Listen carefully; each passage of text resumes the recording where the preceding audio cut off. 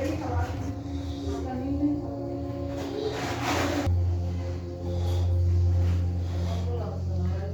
Friends, দেখো আমি কী রান্না করছি। আজকে ছোলের পায়েস রান্না করব।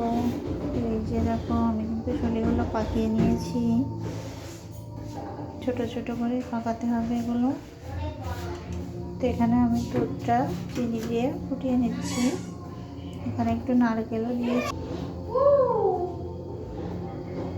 এখানে নারকেল দিয়েছি, চিনি দিয়েছি, হালকা লবণ দিয়েছি, 2-3টা তেজপাতা দিয়েছি।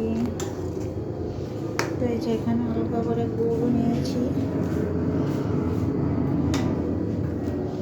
তো দুধটা একটু জাল দিয়ে নেওয়া হয়ে গেলে ছোলেগুলো এখানে দিয়ে দিতে হবে।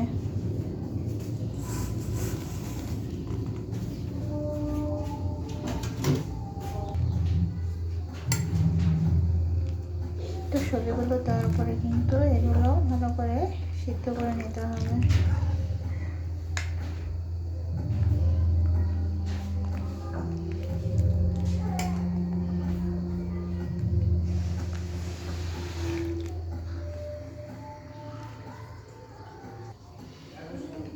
আমি এখানে অল্প করে গুড়টাও দিয়ে দিচ্ছি।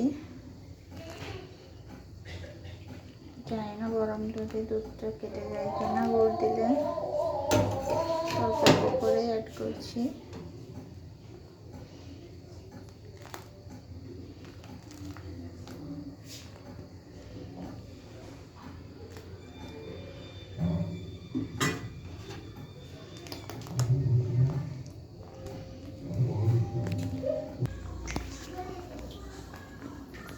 তো আমি গুড়টা দেওয়ার পরেও কিন্তু আমার দুধটা কেটে যায়নি।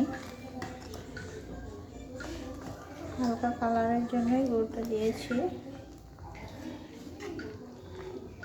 দেখো 2 মিনিট জাল করে নিলে কিন্তু আমার পায়েস রেডি হয়ে যাবে।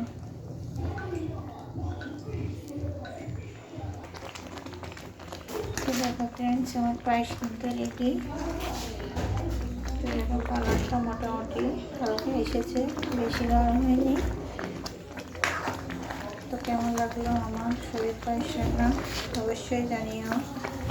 তো আজকের ভিডিওটা এই পর্যন্তই। ভালো থেকো।